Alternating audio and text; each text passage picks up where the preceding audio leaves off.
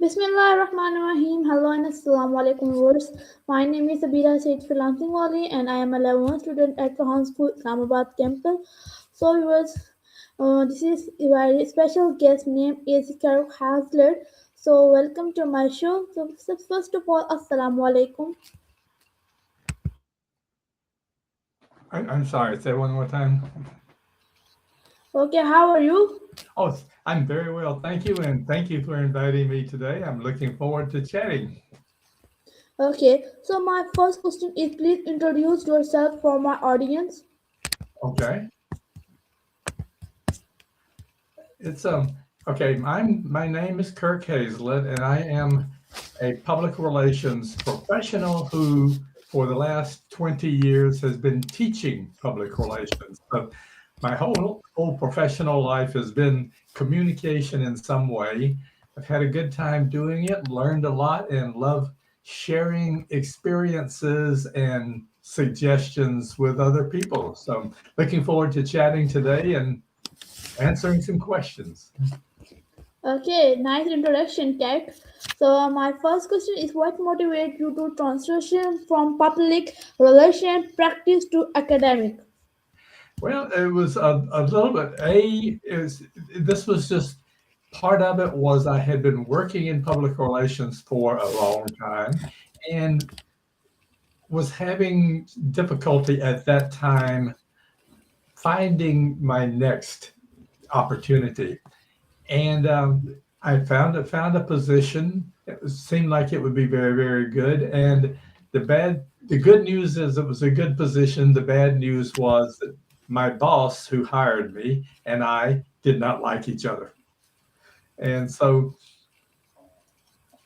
to jump to the end of this story, he fired me, and I went home and was wondering, okay, what do I want to do next? It wasn't terrible. And my telephone rang. I answered the phone, and it was a friend at a university in Boston, Massachusetts, where I had been teaching, where we were living, I should say. And she said, "You're always over here talking to our students about public relations. Would you be interested in teaching public relations?" So I said, okay. And I met with them and was hired to teach a graduate public relations course. Um, the minute I walked into the classroom, I knew I was home again because going back to the very, very beginning of my career after college, I joined the United States Air Force. Vietnam was happening at the time. This was the 1960s. I did not want to go to Vietnam because people were fighting, and joined the Air Force and was recruited to teach English as a second language because my college degree was English. And I they asked me if I would be interested in teaching English. I said sure.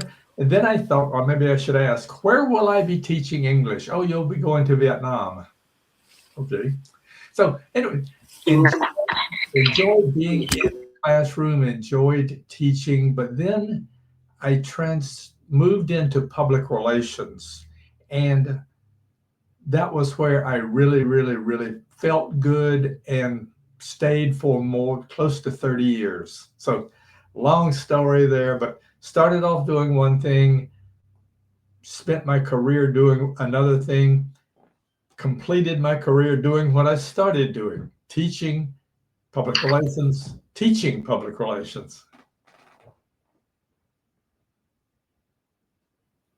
Okay, nice, Kirk. Very good. So my next question is how did your professional experience shape your teaching philosophy? Well, because that's a good question. I learned while working how important it was to understand what you're doing. I worked with a number of people who had no idea what they were doing. They were just doing it. And so in the classroom, what I do is I tell the students, I do not teach the book. You read the book to get ideas.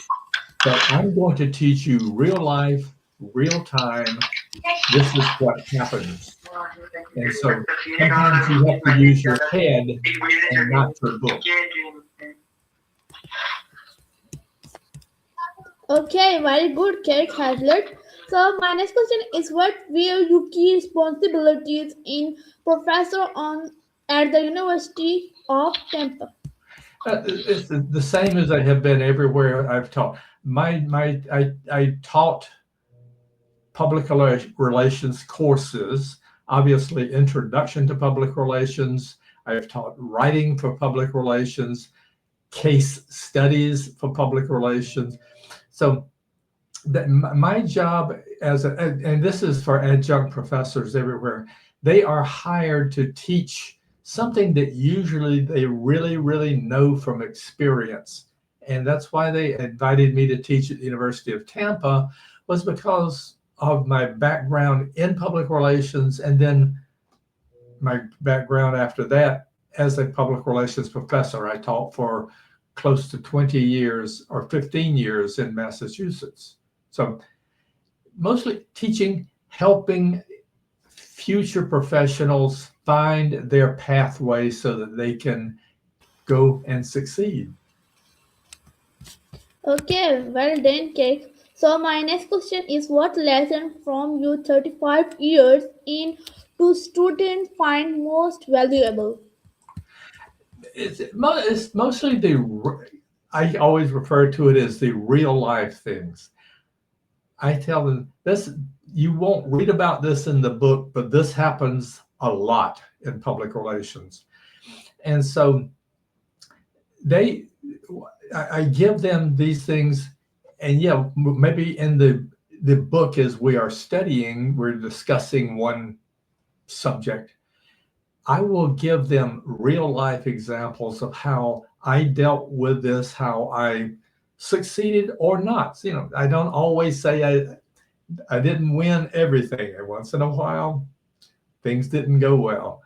But what they learn from this is that, yeah, it's it's it's a moving field, if you will, and you always have to be thinking to stay ahead of what's going on, so that when it happens, you're ready for Okay, very nice, Kirk. So my next question is, what role does ethical play in modern public relation practice? it. It's ethics is a very, very important part. Ethics is doing the right thing for the right reason. And public relations, you really depend on the public trust. You want people, when they hear you say something, you want them to believe you. So you have to be do the right thing. Say honest things. If you don't know, say I don't know, but I will find out for you. But it's very, very important, and it builds the trust that makes a community makes makes success.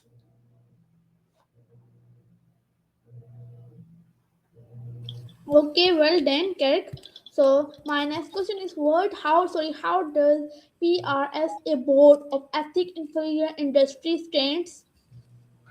The board of ethics, we are really advisors.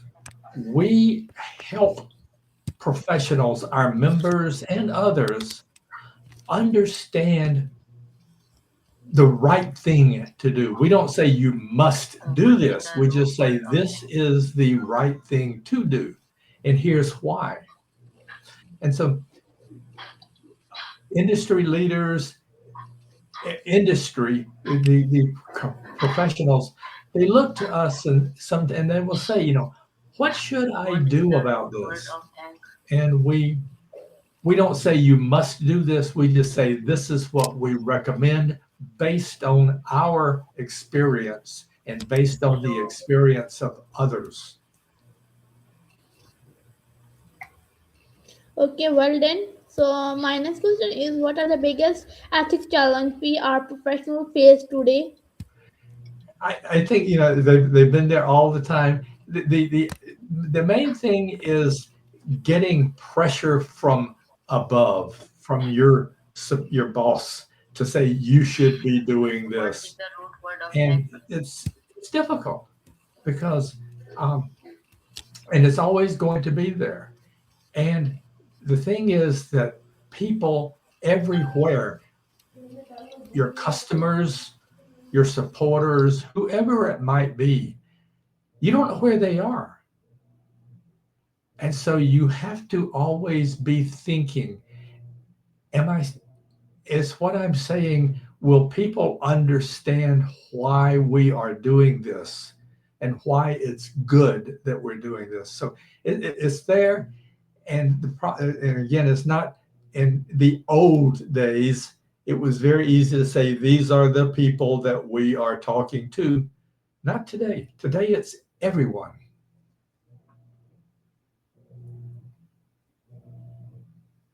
Okay, well then, Kirk. So my next question is, what does being a fellow of PRSA mean to you? To me, it's a recognition that what I have done as a public relations professional, excuse me, and as a professor has made a difference. What the College of Fellows really looks at what you have done, and if you have you been successful. And so it was when I was notified that I had been accepted into the College of Fellows, I was honored because what I had done in my professional life really did make a difference, and other people saw that. So it's been a very sort of a pat on the back. It's good for you, Kirk. You've done good stuff. Okay, well then, Kirk. So my next question for you is, what does become how can young professionals work toward PRSA fellowship? Well, you basically the College of Fellows again. This is for people who have been in working in the field for a long time, usually 20 years or more. And so, what you do is you from the beginning you do the right thing. You do the best you can do. Don't settle. Don't say, "Oh well, I can do that. It's easy." Bye bye. No, do the best you can do, be proud of what you do, and never stop learning. So the main thing here is just know in your heart you're doing what you love doing and you want to do it the best you can.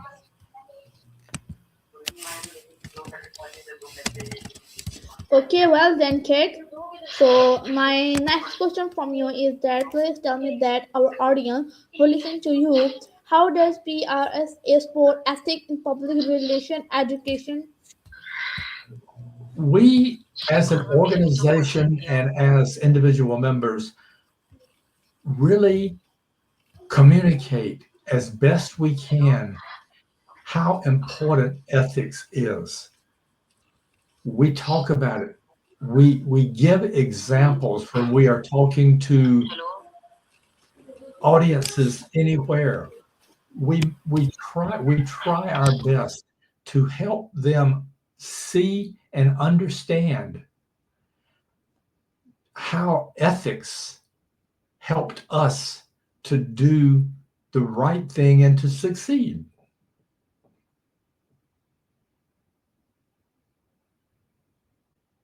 Okay, well then, Kirk. So my next question is, how does RSA sport?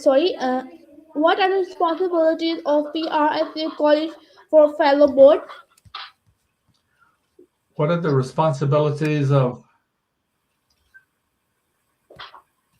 I didn't quite. I'm saying that, what are the responsibilities of PRSA college of fellow board?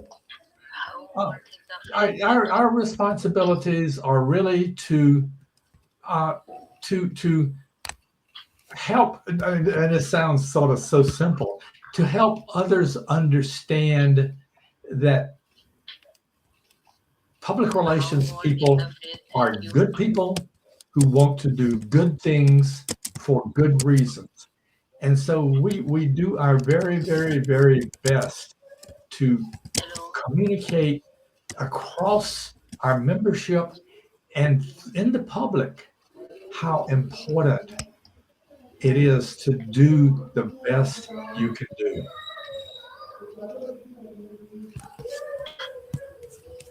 Okay, well then, cakes. I'll appreciate for you.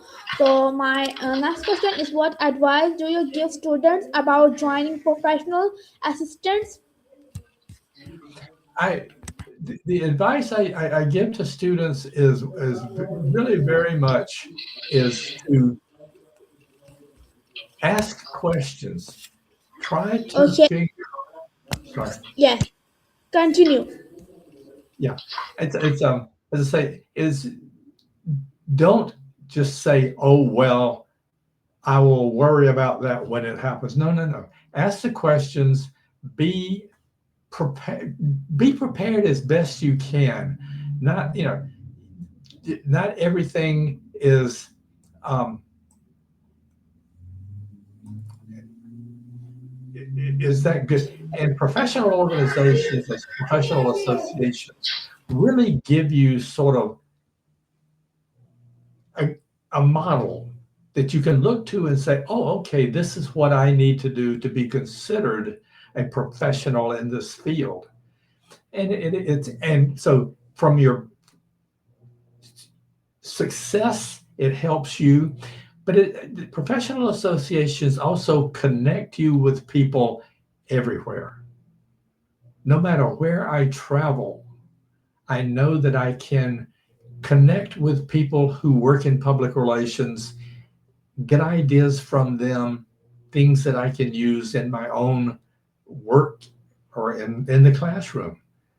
But it's very, very important. Don't just sit in your corner and do all your stuff. Be out there so that you can share your experience, so you can help people see how you have become a successful person.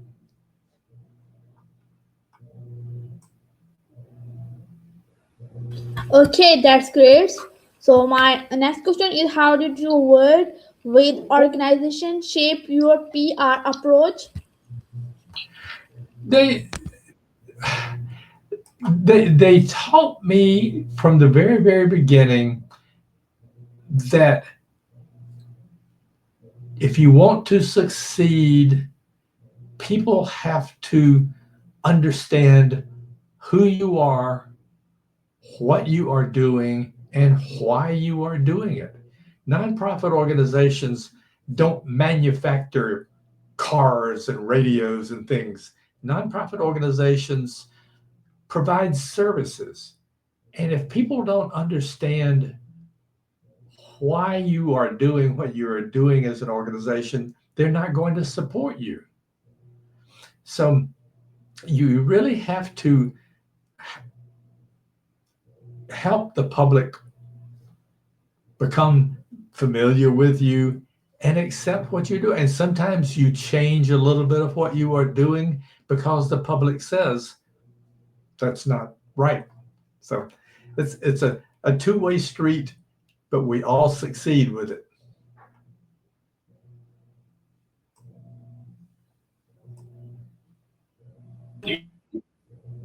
Okay, sorry, my mic is mute.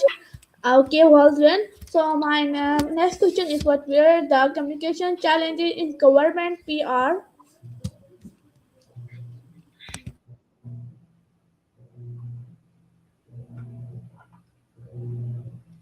I mean, sorry, ask that one more time. I didn't quite catch that one. Okay, I don't worry. I repeat my question. My question is this: how do you working with healthcare organization influence your communications? Why is gratitude important in society?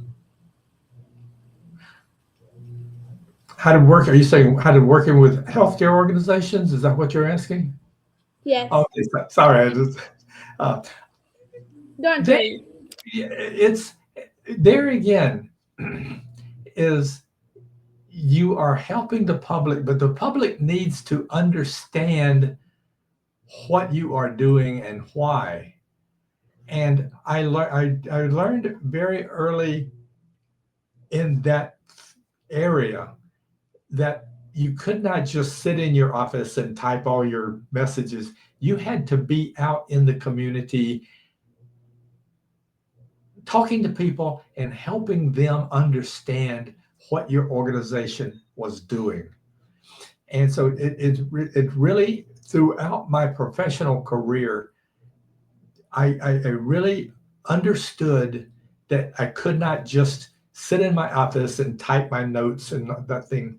I had to be out there talking to the people, listening to the people, and answering the questions now, not later sometimes. So it's been a lot, very, for me, educational, but also be very rewarding because people support the organizations that I represent.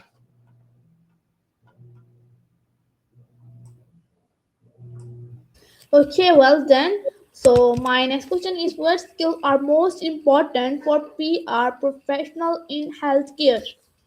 Well, the obvious ones are being able to write clearly and write in a way that people understand what you're talking about. So that's obviously the most important thing here. Also, the ability to listen to what are people saying, and don't just listen to the words. Listen to what's coming from their heart. What are they? What is it that they really are concerned about? And so those kinds of things that, and obviously being able to work with people.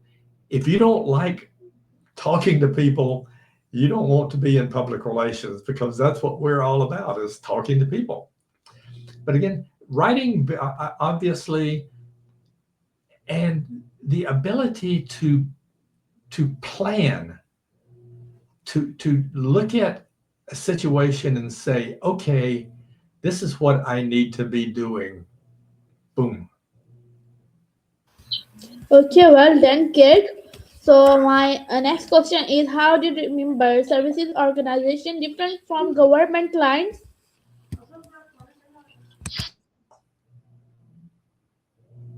How did the I repeat my question. How does, thank you, sir. How did member services organization different from government clients?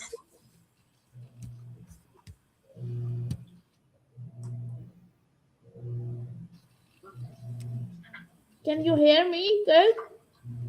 Are you okay, listening to me? sorry. I just sort of got lost for a minute there. Um, Okay. in a way, they're very similar. The idea here, excuse me, the idea, no matter what the organization is, you want people to, again, this all goes back to understand who you are, understand why you are doing what you are doing, and understand why you are important to them. And so member services organizations, the people, because member services organizations, sometimes they have to pay to be a member. And you need to show them the value of what you are doing. Um, Government organizations, you are working representing very large organizations, federal, the country, state, city, whatever it may be. But people need to understand, once again, and I know I keep saying the word understand, this is what it's all about. Helping people understand how what your organization are doing is good for them and why they should support you. So in the end, they're all the communication, the public relations things are very similar. It's all about helping people understand why you as an organization are important to them.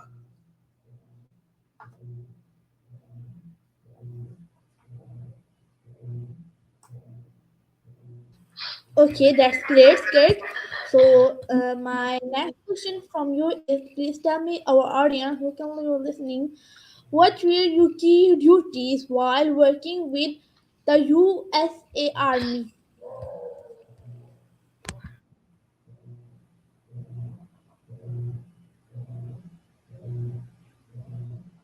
I'm sorry. Once again, I'm Okay, don't worry. I repeat my question. I'm saying my question is this. Okay, what were your key duties while working with the U.S. Army? ah, what working with the U.S. Army. Yeah, you are right. Yeah, it was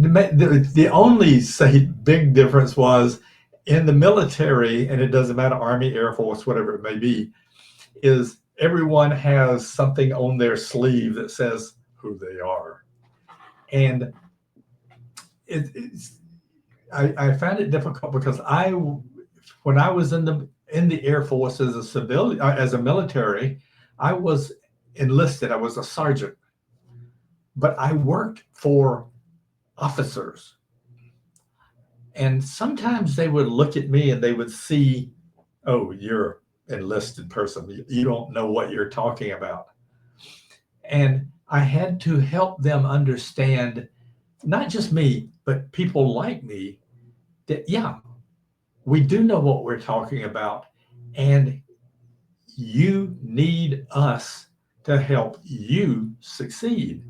So it's been it's a little bit of a challenge because you've got that obvious difference there. But once they understand that you really know what you're doing, it's good. Okay, Kate. So my last question is this. Please tell me that how did PR different in military context compared to civilization organization?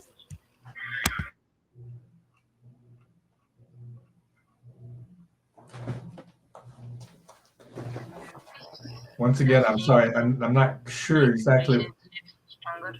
Okay, I am saying that what did culture different impact your work in Asia? The cultural differences, it's really just understanding that just because, yeah, and this is what working in the Philippines, Vietnam, wherever it may have been, is understanding that sometimes they don't really know what you're saying, so you have to help them understand why you're saying it.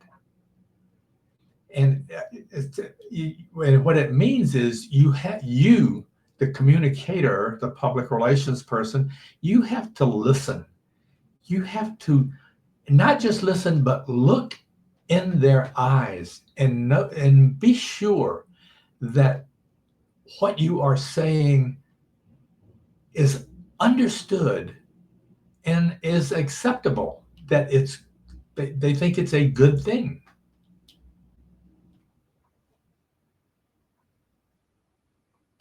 Okay, so Kate, please give me advice,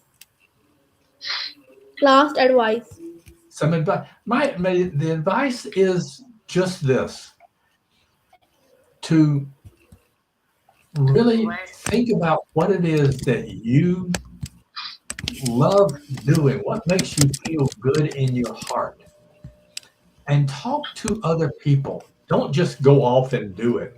Talk to other people and get their ideas to make sure that what you want to do is really the best thing for you.